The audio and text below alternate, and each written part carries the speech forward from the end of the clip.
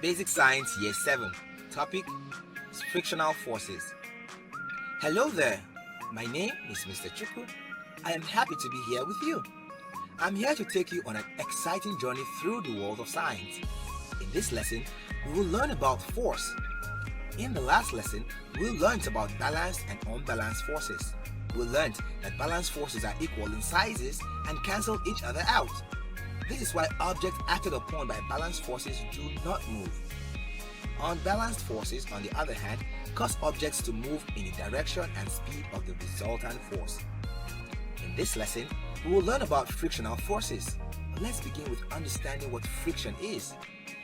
Friction is also a force. It is a force that stops things from moving easily. Whenever an object moves or rubs against another object, they cause friction where they touch.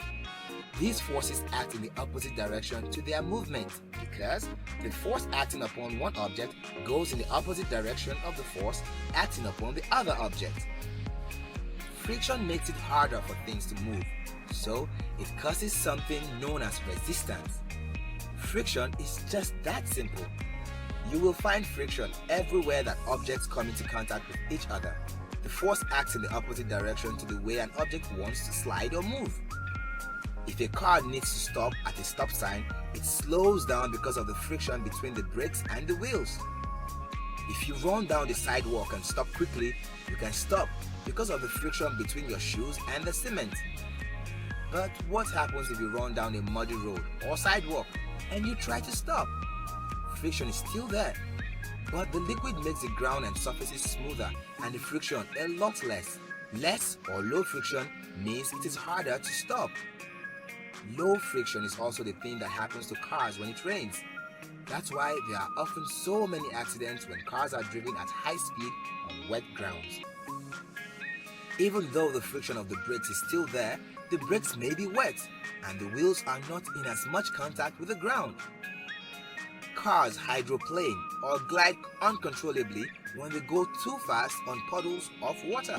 Friction only happens with solid objects, but you do get resistance to motion in both liquids and gases. This doesn't involve sliding surfaces like friction does, but is instead the kind of resistance you get if you try to push your way through a crowd. It's a colliding situation, not a sliding one. If the gas is air, this is called air resistance. Friction also occurs in liquids. Isn't that surprising? Although liquids resist or cause resistance to objects moving through them, they also smooth surfaces and reduce friction. Remember, cars hydroplane when they go fast on puddles of water. Liquids tend to get thinner or lighter as they are heated. This means that they are less viscous. Liquids are viscous when they are thick and sticky, and objects cannot move or flow easily through them. But liquids become less viscous as they experience heat. Yes, that's like the viscosity of the oil you put in a car. Car engines have a lot of moving parts and they rub on each other. The rubbing produces friction and friction produces heat.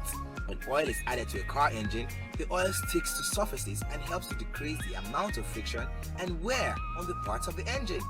An engine that runs hotter requires a more viscous oil in order for it to stick to the surfaces of the engine properly. If you constantly use the brakes of a car, eventually the brakes will fail because the material on the brake drums has been worn away, resulting in metal touching metal. This can cause a screeching sound. But there's something that can overcome friction, and that's force. Yes, friction itself is a kind of force, but there is an amount of force that can stop friction. Scientists have developed a formula to determine the amount of force needed to overcome friction. This is called the coefficient of friction, and it is written as mu equals to F over N. U is a Greek symbol called mu, which is used for the coefficient of friction.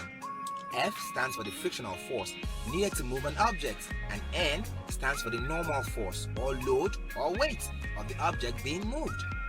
Without frictional forces, a moving object may continue moving for a longer period. Frictional forces are usually greater on rough surfaces than on smooth surfaces, so this makes frictional forces to be good and helpful too. For example, 1.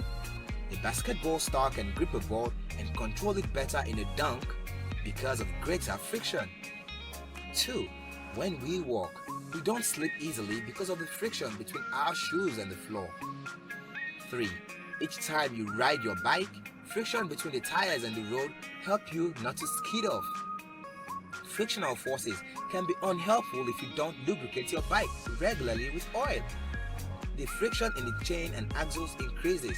Your bike will be noisy and difficult to pedal. Wasn't that interesting? Now, let us remind ourselves some important things we learned in the lesson. A. Friction is a force that stops things from moving easily by causing resistance. B. Friction happens when two forces act in opposite directions to their movements. C. Liquids are viscous when they are thick and sticky, and objects cannot move or flow easily through them. D. Friction is a force that occurs when two objects slide past each other. E. Friction only happens with solid objects, but you do get resistance to motion in both liquids and gases. F. There is an amount of force that can stop friction. It is called the coefficient. Amazing! We've learned something new today, and it was about frictional forces. But just before we finish up this lesson, let me ask you some questions. They will help you remember things even more. Number 1. What is friction? You're right. Friction is a force that stops things from moving easily by causing resistance. Number 2. What are viscous liquids? Great. That's correct. Liquids are viscous when they are thick and sticky, and objects cannot move or flow easily through them. Number 3. What is the coefficient of friction? That's right. The coefficient of friction is the amount of force needed to stop it. Wow! Thank you for spending some time with me in this lesson. It was fun learning something new. Let's go away memorizing some new words we must have heard in the lesson. They are hydroplane, to glide on water; resistance, any force that opposes or stops something from moving; friction, a force that opposes or prevents movement and converts kinetic energy into heat; collide, two moving objects can collide when they hit each other until movement stops; viscosity, the thickness of a liquid that causes resistance to objects that flow or move through the liquid; coefficient is the amount of force needed to stop friction. So now you understand what frictional forces are. In the next lesson, we will learn more interesting things. Until then, bye for now.